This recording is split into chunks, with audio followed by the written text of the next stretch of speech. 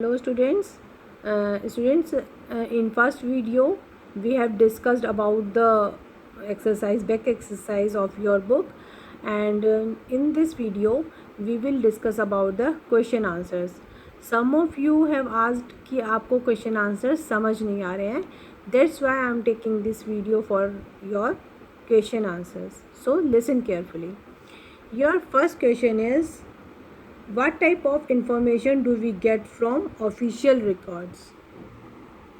And the answer is, the official records of the modern period are the records of the British administration. The Britishers kept written account of every key instruction, investigation, plan, policy decision and agreement. These written documents or the official records serve as the primary source of history. From these official records we get to know about the provincial administration system and the formation and the development of various policies and detailed account about the how the administration worked. Through little deep study we can know about the rates of revenue, about debt of Indian people and much more. Okay. ये दो जो to लिखा हुआ है ये by mistake है, यहाँ पे फुल स्टॉप होना चाहिए. ठीक है, चलिए. इसका मतलब ये है कि ऑफिशियल रिकॉर्ड वो दस्तावेज होते हैं जो ब्रिटिशर्स लिख के रखते थे.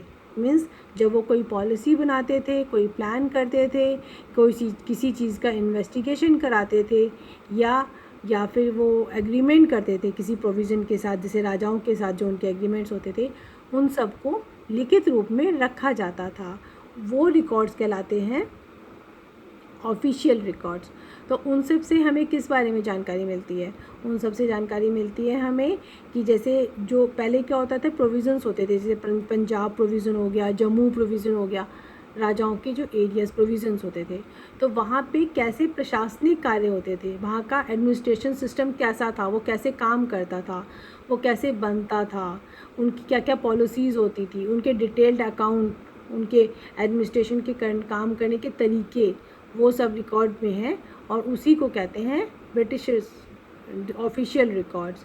और उनसे हमें, अगर हम उनकी और ज़्यादा डीप उनकी स्टडी करते हैं, तो हमें क्या पता चलता है कि उस समय में रेवेन्यू के क्या रेट थे, जो इंडियन पीपल अगर कर्ज लेते थे तो उनको कैसे, कितना उन्हें इंटरेस्ट देना पड़ता था, उनके क्या क्या सिस्टम सोर्सेज थे, कैसे उन्हें पूरे सिस्टम में ढाला जाता था.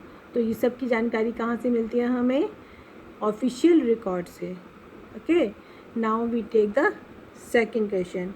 The second question is, how do letters, writings and speeches provide information? Give example. हमने पढ़ा था, जब हमने पढ़ा था ये क्वेश्चन, जब हमने लेसन पढ़ा था कि हमें मॉडर्न पीरियड का अगर हिस्ट्री जाननी है तो हमें कौन कौन से सोर्सेज हैं, तो उसमें सोर्सेज थे. अब हम उनके बारे में पढ़ेंगे. तो अब उसमें उन्होंने, अब ये क्वेश्चन में पूछा गया है कि जो हमने बड़ा पढ़ा था कि स्पीचेस या फिर राइटिंग्स या लेटर्स, ये कैसे हेल्प करते हैं हमें जानने के लिए हिस्ट्री को. अब हम उसके बारे में पढ़ेंगे. They tell us about the political rallies held at the time so that we can make out that who was the ruler at that time. जब हम कोई स्पीच पढ़ते हैं या राइटिंग्स, उनके बारे में राइटिंग्स पढ़ते हैं, लेटर्स पढ़ते हैं, तो हमें क्या जानकारी मिलती है कि तब पॉलिटिकल रैलीज़ कैसे होती थी, क्या क्या बोला जाता था, कौन कौन उनके लीडर और रूलर होते थे. ठीक है. दूसरा है, they tell us about the acts and movements taken as a step by the ruling authorities और द पीपल. क्योंकि जब वो रैलीज़ करते थे तब वो बताते थे कि हमें इसके बारे में कौन कौन से प्लान बनाने हैं, है ना, रैलीज़ में जैसे कि स्पीचेस देते हैं, तो तब उससे भी पता चलता है कि ब्रिटिशर्स ने कौन कौन से स्टेप्स लिए थे लोगों के लिए. तीसरा है, biographies and books tell us about many people who fought for the independence of the nation India and various steps taken by them for the same. उस समय जो बायोग्राफीज़ लिखी होती हैं, आत्मकथा या किसी की बायोग्राफीज़ तो होती हैं जो दूसरों के बारे में जीवनी लिखते हैं, बेसिकली बायोग्राफीज़ होती हैं जीवनियाँ. और जो किताबें होती हैं उनसे हमें ये पता चलता है कि जो इंडिया की इंडिपेंडेंस स्ट्रगल थी, उस समय में कौन कौन स्ट्रगल में किसने कैसा पार्ट प्ले किया है, कौन कौन उसके लिए लड़ा है. ठीक है. और उस समय उन्होंने कौन कौन से स्टेप्स लिए हैं अपने काम करने के, उनके क्या क्या तरीके थे। नेक्स्ट है the newspaper tell us about many freedom fighters daily और weekly activities, not British only local ones. जो न्यूज़पेपर्स जैसे हम पढ़ते हैं, अभी भी आप न्यूज़पेपर पढ़ते हो तो डेली पता चलता है ना कि कौन कौन लीडर क्या बोल रहा है, कैसे कैसे रैली की है, उसने कौन कौन से काम किए हैं।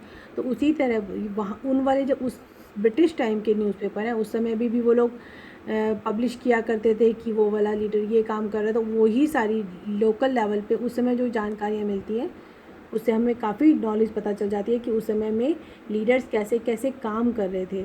लेकिन वो ब्रिटिश न्यूज़पेपर्स नहीं, जो लोकल न्यूज़पेपर्स हैं उससे पता चलता है, क्योंकि ब्रिटिशर्स वो सब नहीं छापते थे, वो केवल अपने फेवर का चीज़ें छापते थे। नंबर 5 पॉइंट है the speeches and letter help us to know extra about one's thought as well as character and the context of each person respectively. जब हम कोई लेटर पढ़ते हैं, जैसे सपोज़ महात्मा गांधी के तो बहुत सारे लेटर्स हैं जो संग्रहित हैं, ठीक है, या फिर स्पीचेस पढ़ते हैं जब दी होती हैं तो उनको जो प्रिंट करके रखा गया या न्यूज़पेपर्स में जो छपती थी, तो उससे हमें ये पता चलता है कि जो लीडर्स की आपस की एक दूसरे के बारे में क्या सोच थी, या फिर जो जनता थी, क्योंकि वो लोग डिस्कस करते थे लेटर्स में, तो ये पता चलता है कि जनता जो है किसी पर्टिकुलर लीडर के बारे में क्या सोचती है, या किसी पर्टिकुलर जो लीडर था उनका कैरेक्टर कैसा है। इस सब की जो है काफ़ी जानकारी हमें स्पीचेस और लेटर्स, बुक्स वगैरह से मिलती है। अब आई थिंक कि आज के लिए इतना काफ़ी है। अभी आपके 2 हुए ना, 3 क्वेश्चंस बचे हैं, वो हम नेक्स्ट आपके जो क्लास होगी उस पर लेंगे। अभी आई थिंक अगर आपको इस पर भी अभी भी कोई प्रॉब्लम है तो आप मुझसे पूछ सकते हो, अदरवाइज़ आप लर्न करो अच्छे से इसको। बहुत ही कम आपका सिलेबस है। आई होप कि you will get all full marks. All the best.